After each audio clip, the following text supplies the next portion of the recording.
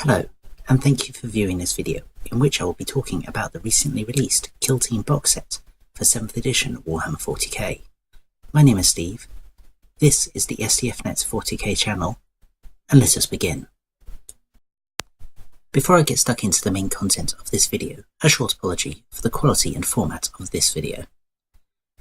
In short, this is my first attempt, and I am still awaiting the equipment I have on order to make proper video recording viable.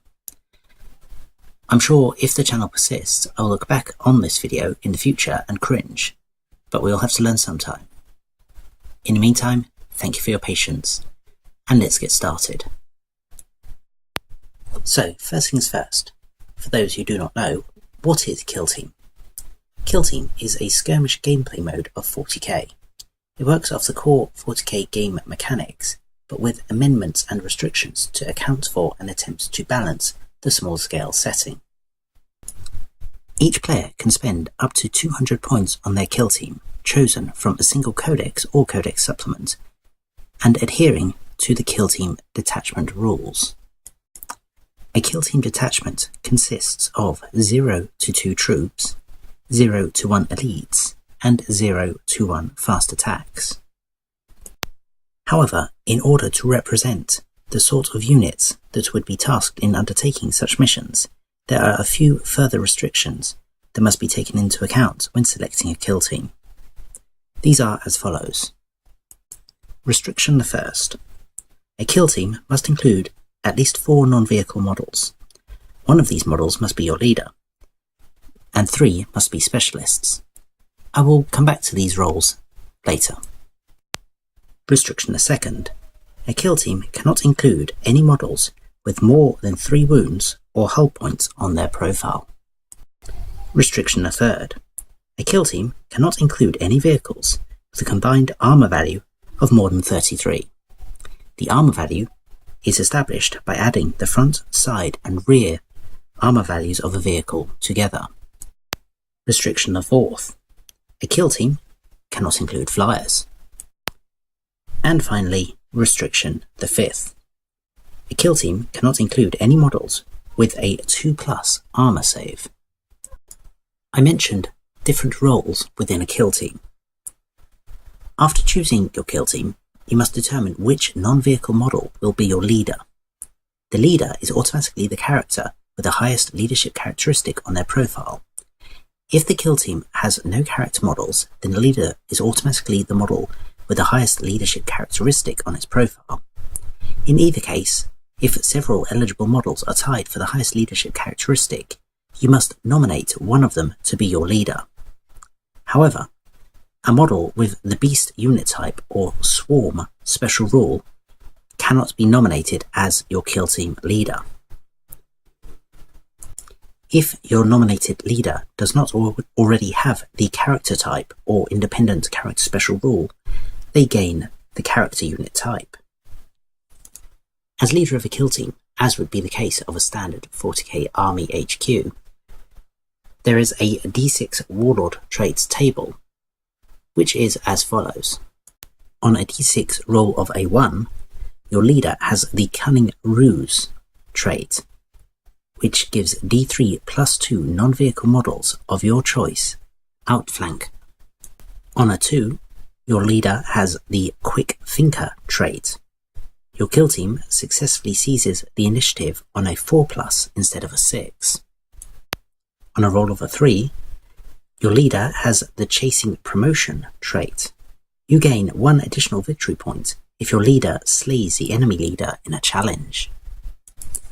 On a roll of a 4, your leader has the Iron Resolve trait, which means your leader's command range is increased to 12 inches for the purposes of break tests and command range.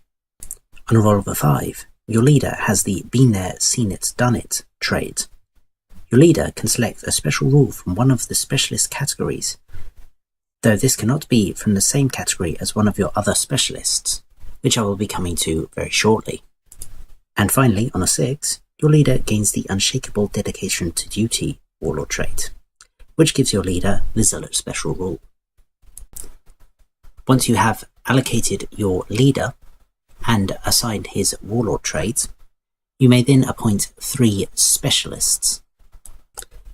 After choosing your kill team and establishing who will be your leader, you must nominate 3 non-vehicle models to be specialists.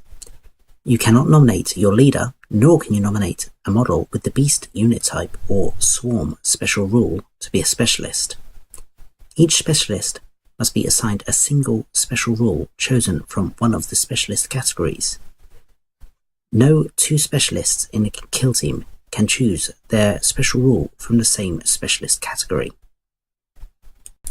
While I will not detail the specifics of every skill in every tree, as that would create a video much longer than I intend this to be, the trees overall are Combat, Weapon, Dirty Fighter, Indomitable, and Guerrilla specialist trees. Any other units or vehicles in your kill team other than your leader and your 3 nominated specialists follow their stated codex profile unless otherwise dictated by kill team rules restrictions. I'd originally intended this video to be an unboxing style video rather than a codex or rules analysis. However, I may have got a bit carried away with explaining what in fact kill team was. So, with the intention of unboxing in mind, let's take a moment to look at what's in the box and we can discuss later whether or not it's good value. As mentioned previously, should I do any more of these videos, I intend them to be in a video format rather than still photos.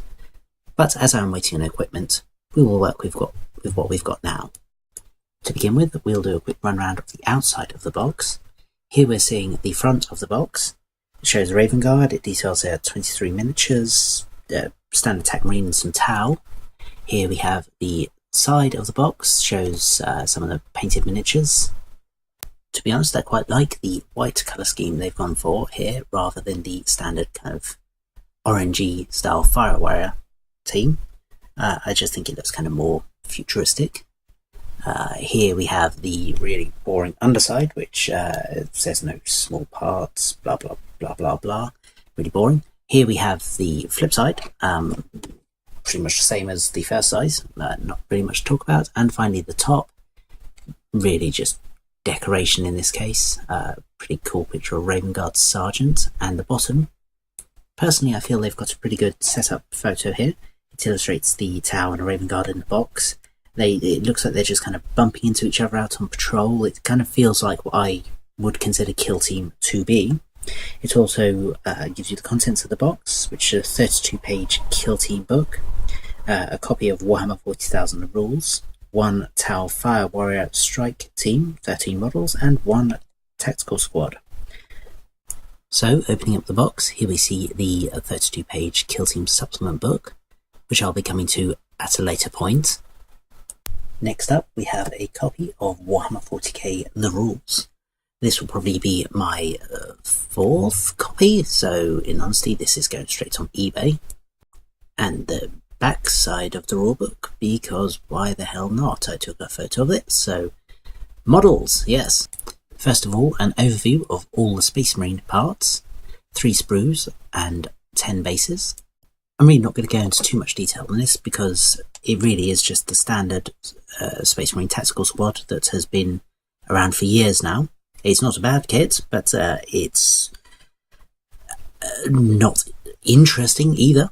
On this sprue we're seeing some backpacks, some back torsos, heads, a few purity seals, some grenades. Here we have some legs, some shoulders, a rocket launcher, a flag, a few accessories like that waist pads and things like that. And finally, what I suppose would be the most interesting of these Space Marine sprues, we've got a bunch of arms in various positions for holding different weapons. Some power fist, flamer, melter gun, plasma gun, grav gun, various parts for combi weapons, plasma pistol, grav pistol, 10 bolters, and all specs. I suppose this is the customization sprue. It's nice that you're going to have so many spare parts because it all goes to the bits box, so you can then bling out some other Marines. And honestly, for my purposes, these Marines are destined to become Death Watch. Next up, we have the assembly instructions for the Marines, and this is something I actually wanted to draw particular attention to. I'm gotta say, I'm really honestly impressed with the 3D blown out instructions that GW have been providing with their kits these days. I think that the way it fades out or also only highlights the bits that you're meant to be working on at that stage, shows you all the different variation options. I've just been really, really impressed with everything they've been doing with the 3D design side of things. So long may it continue. It's been really, really good. In a moment, we'll be seeing, here we have just the general assembly options, but here we're seeing we got the rules for a tactical squad, but we've also got different painting guides actually on the instruction thing. So you've got Ultramarines, all the main chapters except for Blood Angels, Dark Angels, and Spaceballs. But now I'm really, really impressed, and I hope they're going to continue doing these because it's really impressive and easy to follow. Next up, we have an overview of all the Tau in the box. You see 3 sprues, some bases, both flyer bases and normal, and some transfers. Here we see some drones and heads and things. I'm going to be absolutely honest, I'm just going to be going faster through these because, honestly, I don't know Tau very much. It's never been an army particularly that I've been interested in getting. The completionist in me tells me that I need to collect every army. This is quite a nice transfer sheet. Don't really understand most of it. It just looks like lines, but whatever. Again, we've got a pretty good instruction manual. With this kit, you can build both a Fire Warrior team and a Breacher team, so it's the new set. I don't know when the Fire Warrior team was relaunched, but it can now be built as a Fire Warrior team and a Breacher team. You can see the different build options. I think this is just to build a Fire Warrior team. You've got the rules for the Fire Warriors in various different languages, and now I think it's going to go to the Breachers. I honestly don't know the difference. Let's say one likes cats more than the other. That seems as arbitrary as anything to do with Tau. And finally, here we have the actual reason that I bought this box set, the 32-page Kill Team supplement. Here we have the front cover, the inside cover. This contains the rules of how to construct a kill team and any restrictions or anything. It also contains a number of specialist missions. Okay,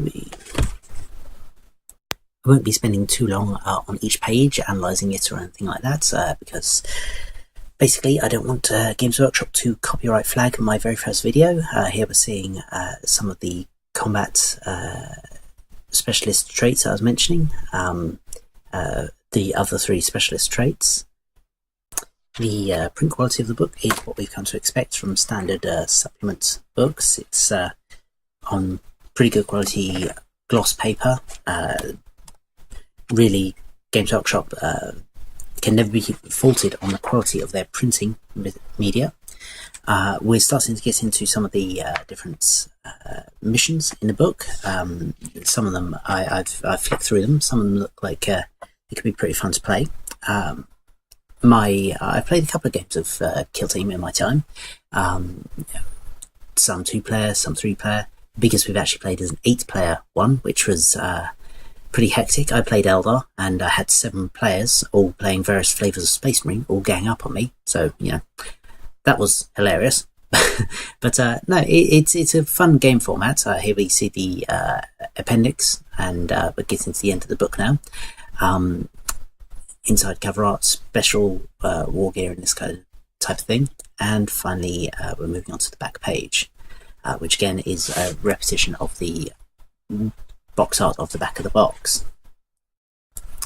Finally, before I round off this video, a note on value and whether I feel Kill Team is worth it. So it contains a tactical squad, a Fire Warrior squad, a small edition of the rulebook, which is now only available either in one of these specialist sets or in a Dark Vengeance starter set. I believe that used to go for £25. So the Tac Squad from Games Workshop itself, £25. Fire Warrior Squad, £30. And let's say the rulebook, £25. Working on that, we're looking at an £80 set value. And again, from GW directly, this box set costs £40. On the face of it then, seems a pretty good value set, certainly cheaper than the RRP of the individual contents. I suppose it all depends whether or not you're interested in what comes in the box. For me, I was primarily after the supplement. I will be using the Space Marines as a Deathwatch conversion, and everything else in the box probably is going to go up on eBay. What I personally would have liked to have seen was for the Raven Guard in the box to actually have a upgrade sprue or something in there, denoting them specifically as Raven Guard, because it does have a specific formation for them, and they feature on the cover art, and they've shipped it with one of the excess Tau Raven Guard rulebook covers, which I guess they had left over from one of the previous expansions. It just would have been nice. That missed opportunity aside, and in summary, I would say not a bad value box. I look forward to playing some of it. For me, Kill Team is never going to replace 40k, but it's something you can get a couple of games in a day. You can just kind of throw a quick list together, have a bit of fun, a little kind of bit of RPG going on in 40k, which historically I'd had to look to Necromunda for that kind of RPG feel. Yeah, not bad. I'm quite pleased with the box, and well, I guess that's me done for the video then. Thank you very much everyone for listening. I welcome your feedback on any aspects of this video, so I hope to be improving in quality and consistency. But in the meantime, thank you very much for listening. I've been Steve, this has been SDFnet 40k, and I hope to see you next time. The Emperor protects.